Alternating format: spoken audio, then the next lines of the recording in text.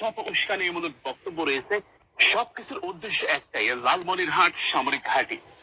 আমাদের বাংলাদেশের লালমনিরহাট সামরিক ঘাঁটি রয়েছে একটি, যেটা ব্রিটিশরা তৈরি করেছে। কিন্তু ব্রিটিশরা তৈরি করার পর, তারা চলে যাওয়ার পর এই বিমান বাহিনীর ঘাঁটিটি আজ পর্যন্ত কেউ ব্যবহার করতে পারেনি। বাংলাদেশের যে গভর্নমেন্ট, যে সরকার প্রধান ব্যবহার করছে, তাকেই কৌশলে দুনিয়া থেকে বিদায় করে দিয়েছে। শেখ মুজিব হত্যার অন্যতম কারণ, ইন্ধন কিন্তু এই লালমনিরহাট বিমান বাহিনীর ঘাঁটি। জিয়া রহমান হত্যা, এরশাদকে ক্ষমতা থেকে নামিয়ে দেওয়া, খালেদা জিয়াকে ক্ষমতায় আসতে না দেওয়া, সবকিছুর মূলে এই বিমান বাহিনীর ঘাঁটি। যারা এই বিমান বাহিনীর ঘাঁটি নিয়ে নাড়াচাড়া করেছে, তাদেরকে ভারত রয়ের মাধ্যমে, কৌশলের মাধ্যমে হয় ক্ষমতা থেকে নামিয়ে দিয়েছে, আর নতুবা দুনিয়া থেকে ওপারে পাঠিয়ে দিয়েছে। এখন ডক্টর মোহাম্মদ ইউনূস সিদ্ধান্ত নিয়েছে চায়নার মাধ্যমে এটা করবে। ডক্টর মোহাম্মদ ইউনূস সিদ্ধান্ত নিয়েছে চায়নার মাধ্যমে এই বিমান বন্দরকে আবারও সংস্কার করা হবে। তার মানে 12 কিলোমিটার দূরে রয়েছে ভারত, আর এর 12 কিলোমিটারের মধ্যে বিমান বন্দর নতুন করে চাঙ্গা হবে। এখান থেকে যুদ্ধ বিমান ফ্লাই হবে, সাধারণ যাত্রীবাহী বিমানও ফ্লাই হবে। এটা কি ভারত মানতে পারে? আরে ভাই, আপনি যদি এখন ভারতকে বলেন যে এই বিমান বাহিনীর ঘাঁটি আমি ব্যবহার করব না, এটা বন্ধ থাকবে, বিনিময় শাহরুখ খান, সালমান খান, ভারতের 500 অভিনেতা অভিনেত্রীকে বলে দিব, ভারত তাতেও রাজি। যদি বলেন নরেন্দ্র মোদী এই বিমান বাহিনীর ঘাঁটি বন্ধ থাকবে, বিনিময়ে নরেন্দ্র মোদীকে ক্ষমতা ছেড়ে দিতে হবে, ভারত কিন্তু তাই করবে। কারণ ভারতের গলার কাঁটা এটা। এই 12 কিলোমিটারের মধ্যে রয়েছে ভারতের অস্তিত্ব। এই 12 কিলোমিটারের মধ্যে রয়েছে ভারতের আত্মা, প্রাণ পাখি, প্রাণ ভ্রমরা। কারণ ভারতের 7 সিস্টারের সেই শিলিগুড়ি করিডর, এটাই সেই মুরগির মাথা, এটাই সেই মুরগির গলা। এই গলা যে টিপে ধরতে পারবে, সেই ভারতকে মেরে ফেলতে পারবে। চায়না দীর্ঘদিন ধরে অপেক্ষা করেছে এই কাজটা পাওয়ার জন্য। এখন তিস্তা চুক্তি ভারত প্রত্যাখ্যান করেছে। ভারত আমাদেরকে পানি দিয়ে মারবে, এটা দিয়ে মারবে।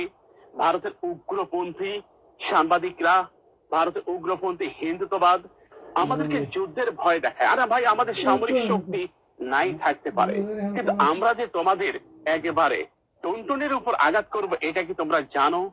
এই টুনটুনি এমন একটা টুনটুনি, যে টুনটুনিতে টোকা দিলে শুধু রক্ত ঝরবে।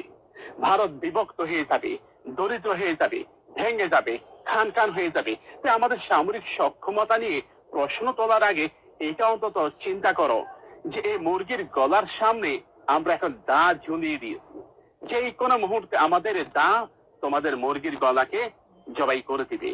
অর্থাৎ আমরা একটা কোরবানির স্বাদ পাবো। ভারত ভেঙে যাবে, চায়না খুশি হবে, অর্থনৈতিক ভাবে বাংলাদেশ লাভবান হবে। বাংলাদেশের উপর ভারতের যে আধিপত্য, সেটা কমবে। আসাম, কুমিল্লা এই সীমান্তকে কেন্দ্র করে, সিলেট সীমান্তকে কেন্দ্র করে যে উত্তেজনা দেখাও মাঝে মধ্যে, সেটা চিরদিনের জন্য বন্ধ হবে। সীমান্তে আমাদেরকে যে তোমরা আমাদের ভাইদের লাশ উপহার দাও, এটা বন্ধ হবে। আমাদের কৃষি খাত ধ্বংস করে দিয়েছো, সেটা আবার চাঙ্গা হবে, শুধুমাত্র এক টুনটুনিকে কেন্দ্র করে। তাই বাংলাদেশ কি আমাদের সামরিক বাহিনী শক্তিশালী হবে, একই সাথে আমাদের শক্তি দিয়েও আমরা যদি টুনটুনিতে আঘাত করতে পারি, তাহলে ভারত ভেঙে যাবে। কিছুদিন আগে অনুপ সেটিয়ার সাক্ষাৎকার প্রকাশ করেছে বাংলাদেশের একটি গণমাধ্যম। সেখানে অনুপ সেটিয়া জানিয়েছে, যদি কেউ এই টুনটুনিতে আঘাত করতে পারে, তাহলে আমরা ভারতকে স্বাধীন করে দিব, ভারতের 7টা রাজ্য আলাদাভাবে স্বাধীন হয়ে যাবে। এই অনুপ সেটিয়াকে জানেন? তিনি হচ্ছেন উলফা নেতা। উলফা ভারতের সবচেয়ে শক্তিশালী বিদ্রোহী গোষ্ঠীর অন্যতম একটি। অনুপ সেটিয়ার বক্তব্য এই টুনটুনিকে কেন্দ্র করে। তা আমাদের সেনাবাহিনীর যে সমস্ত চৌকুশ অফিসাররা একটু বারন্ত হয়, তোমরা তাদেরকে শেষ করে দাও রয়ের মাধ্যমে। কিছুদিন আগে আমাদের বিমান বাহিনীতে একটা টহল জাহাজ তৈরি করা হয়েছে।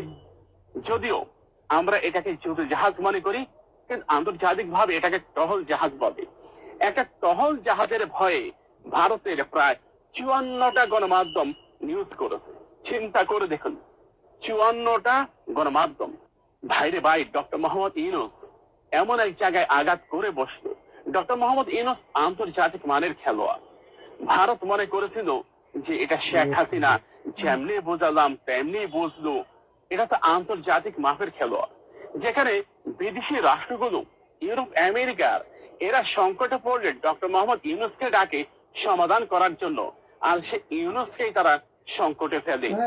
ভাই, সাংবাদিকদের বন্ধু যে ভারতীয় সাংবাদিক, তোমরা ওই পারে চিৎকার দিবা, কান্নাকাটি করবা, গলা ফাটাবা, ডোনাল্ড ট্রাম্পকে এনে যদি আমাদের বাংলাদেশের শিলিগুড়ি করিডোরের সামনে যদি ডোনাল্ড ট্রাম্পকে বসিয়ে দাও, তাহলে কি এটা বন্ধ হবে? মানে কি যে চিন্তা ভাবনা করে। চায়না প্রজেক্ট হাতে নিয়েছে। এখন চায়না এই প্রজেক্ট যখন চালু শুরু করবে, কাজ শুরু করে দিবে, চায়নার সৈন্য সামন্ত লোক যারা এখানে কাজ করবে, তারা যখন এখানে এসে কাজ শুরু করবে, এখানে কি আর কোনো কথা চলবে? ভাই, এটা চায়না। শি জিনপিং বর্তমান বিশ্বে যত ক্ষমতাধর ব্যক্তির তালিকা রয়েছে, তার মধ্যে সবার উপরে রয়েছে শি জিনপিং।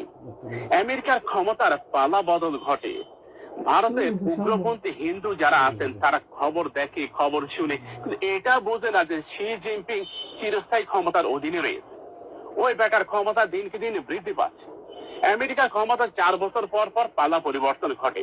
বাংলাদেশের সামরিক সক্ষমতা বৃদ্ধির জন্য আমাদের বিমান বাহিনীর প্রধান, মহামান্য বিমান বাহিনীর প্রধান, তিনি বললেন অতি শীঘ্রই আধুনিক মাল্টিরোল ফাইটার জেট যুক্ত করা হবে বাহিনীতে।